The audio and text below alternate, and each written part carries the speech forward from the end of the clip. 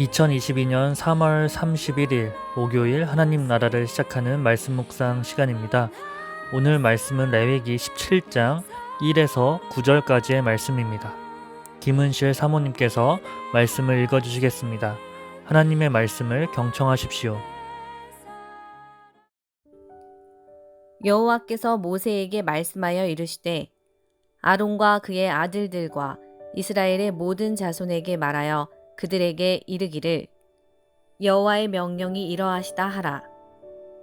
이스라엘 집의 모든 사람이 소나 어린 양이나 염소를 진영 안에서 잡든지 진영 밖에서 잡든지 먼저 회막문으로 끌고 가서 여호와의 성막 앞에서 여호와께 예물로 드리지 아니하는 자는 피 흘린 자로 여길 것이라.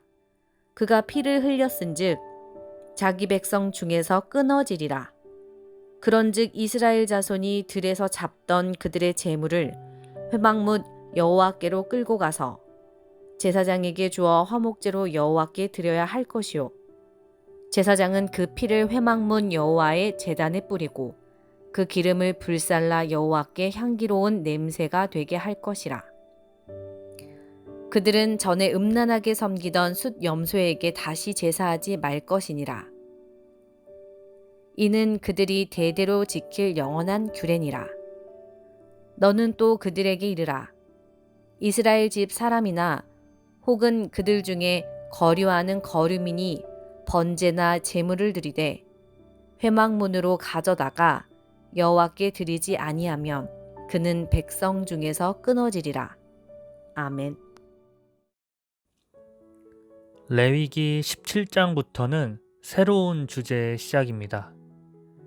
16장까지는 어떻게 하면 제사를 잘 드리고 어떻게 하면 정결해질 수 있는지에 관한 내용이었다면 17장부터는 그 제사를 드린 사람이 정결해진 사람이 어떻게 살아가야 하는지에 대해서 다루고 있습니다. 에베소서와 같이 뒷부분은 적용편 혹은 실전편이라고 보시면 이해가 빠를 듯 싶습니다. 하나님께서는 1절에서 아론과 그의 아들들과 이스라엘의 모든 자손에게 명령이라 말씀하십니다. 이 표현은 구약에서도 드물게 사용된 표현인데요. 뒷부분도 중요하고 꼭 지켜야 한다 강조하고 있는 말씀입니다. 하나님께서 이스라엘 백성들에게 첫 번째로 명령하신 내용은 회막 밖에서 도축을 금하라는 명령이었습니다. 이스라엘 백성이 도축을 하는 이유는 크게 두 가지일 것입니다. 첫 번째는 우리가 계속해서 들어왔던 제사법 관련하여 제의적인 용도로 도축을 하는 이유. 두 번째는 식용으로 고기를 먹기 위해 도축을 했을 것입니다. 제사를 드리기 위해 도축을 하는 상황이라면 당연히 회막 안에서 진행하는 것이 맞을 텐데 식용을 위해 도축을 하는 과정도 회막 안에서 이루어지는 것은 생각보다 불필요한 일일 뿐더러 나의 오늘 저녁 식사 메뉴가 남들에게 보여져야 하는 상황도 연출되지 않았을까 민망한 상황이기도 합니다. 그런데 하나님께서는 단호하게 꼭 회막 앞에서 여호와 앞에서 잡아야 하며 그렇게 하지 않으실 백성 중에서 끊어질 것이다 라고 엄포를 놓고 계십니다. 하나님께서 이렇게 비합리적인 명령을 하시는 이유는 바로 7절에 나와 있습니다. 7절 말씀입니다. 그들은 전에 음란하게 섬기던 숫염소에게 다시 제사하지 말 것이니라. 이는 그들이 대대로 지킬 영원한 규례이니라. 새번역 성경으로 제가 한번 다시 읽어드리겠습니다. 백성은 더 이상 그들이 잡은 짐승을 숫염소 귀신들에게 제물로 바치는 음행을 저질러서는 안 된다.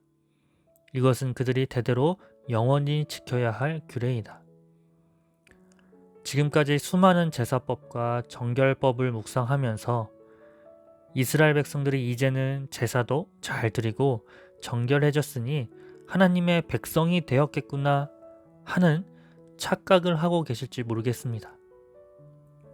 아직 이스라엘 백성은 신앙에 있어서는 거름마, 크리스찬 어린이입니다. 크린이죠.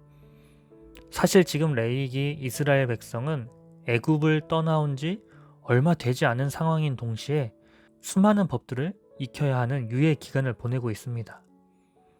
이스라엘 백성들에겐 어쩌면 하나님의 제사보다 이집트에서 드렸던 우상 숭배가 아직은 더 익숙할지도 모르겠습니다. 400년 동안 밴 습관이 하루아침에 바뀌진 않았겠죠. 이스라엘 백성들이 반복적으로 섬기던 그 염소 우상을 끊기 위해서는 아예 회막 밖에서 도축을 하지 않는 것이, 아예 그 밖으로 고기를 들고 가지 않는 것이 가장 좋은 방법이었습니다. 그래서 하나님께서는 하나님 앞에서 먼저 제사를 드리라고 이야기했던 것이죠.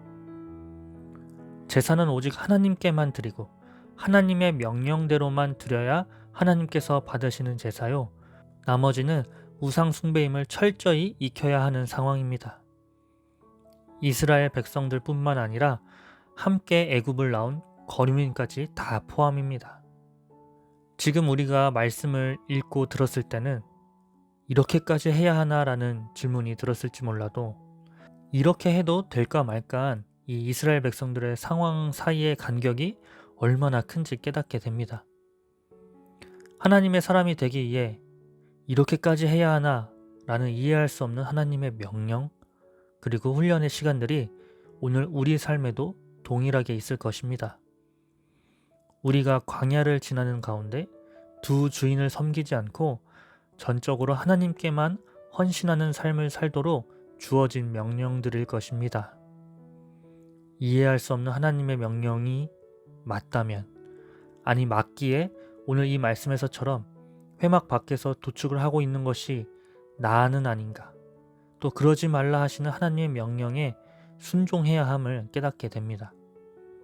내 삶에서 우상을 멀리하고 하나님 명령에 순종함으로 하나님 회막 앞으로 나올 수 있는 삶의 예배자가 되기를 축복합니다.